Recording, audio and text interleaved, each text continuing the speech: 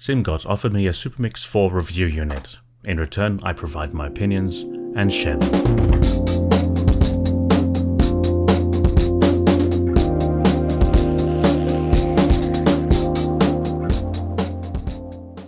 The SuperMix 4 is one of the more interesting things I've ever reviewed and heard. It has a mix of 4 different transducer types in one housing. A dynamic driver for bass, a balanced armature for mids, and finally for treble is a planar and piezoelectric driver.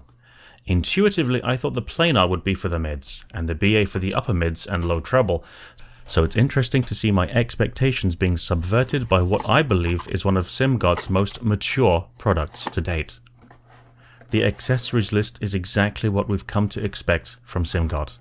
A set of 3 silicon tips, a simple carry case, which I'm happy to see has gold accents matching the gold accent on the IEMs themselves, and a cable with hardware matching the IEM surface finish.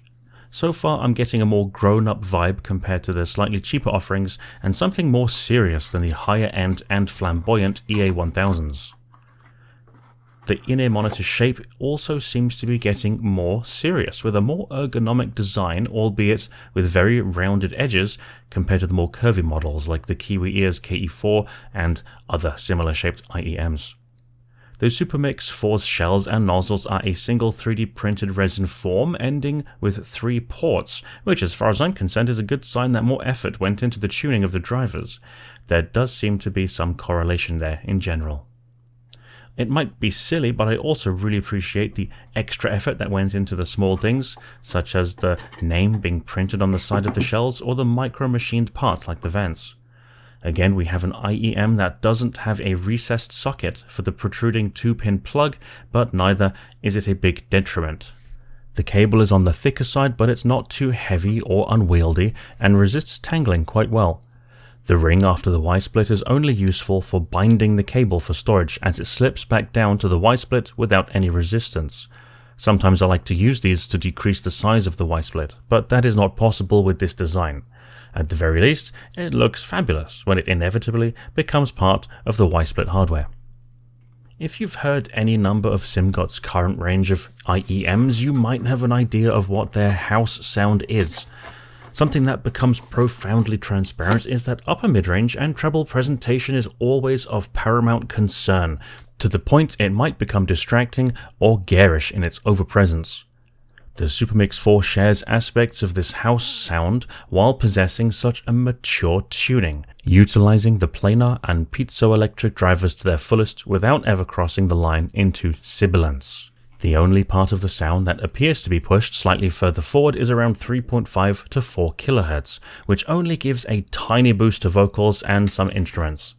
Ultimately, this is a neutral head's dream. It's a touch colder than other neutrality kings like the E4000, which sounds a bit more lush, but also doesn't have the deep sub-bass reach and texture of the SuperMix 4. It's also a bit warmer than the Rose Technics Star City 5 Pro, which can sound too sterile with its upper mid-range emphasis. The SuperMix 4 reaches all the way down into the sub-bass region with a fair prominence that isn't mushy, although it could be more tactile, as some texture is clearly missing. Unfortunately, the single dynamic driver does not appreciate bass boost and can quickly reach boomy territory as it reaches more enjoyable boosted levels. It can take a 2 or 3 decibel bass boost under most circumstances, but it's something to be aware of. To end on a positive, at least it doesn't bleed into all the mids or present any boominess in stock form. The mid-range doesn't exhibit any strange timbre or unneutral tuning. It just sounds good, if a little cold. Both male and female vocals sound like they've simply been recorded on a microphone with a colder tuning, so some people might want to dial in -1 or -2 decibels around that 3.5 to 4 kHz range. The treble is the party piece. I had to make comparisons with my other IEMs, and clearly the SuperMix 4 has a more prominent treble, but I don't mean that in a negative way. It just extends up incredibly naturally and is tuned excellently. As a sanity check, I compared it directly with my Stax SR Lambda, and there it was again, a similarly fully extended, delicate, airy treble tuning. I can't put it in any other way. This is among the best tuned treble I've heard in an IEM. Unfortunately, that tuning is limited by the staging. While the imaging is actually rather quite good and accurate, the stage is more focused in the head and there is a distinct lack of openness. Of course, not compared to most other IEMs, only compared to open back headphones. I just don't want you to think that this is some kind of miracle in a monitor. That said, I still think this is a budget treble head's dream come true. It takes a big step up out of the entry-level leagues and joins the ranks of one of the easier recommendations of 2024 for those looking for something a bit lighter, more agile, and extremely detailed and accurate in the uppermost range. If Simgot were to take any notes from this for a future improved version, I hope it would be to make a dual dynamic isobaric version with improved bass, or to add some maximum sized subwoofer BA drivers. We are now in an age where we are truly spoiled for choice in a sea of in-ear monitors, and the SuperMix 4 can easily be counted among the safest of choices. Take it easy, and I'll see you in the next one.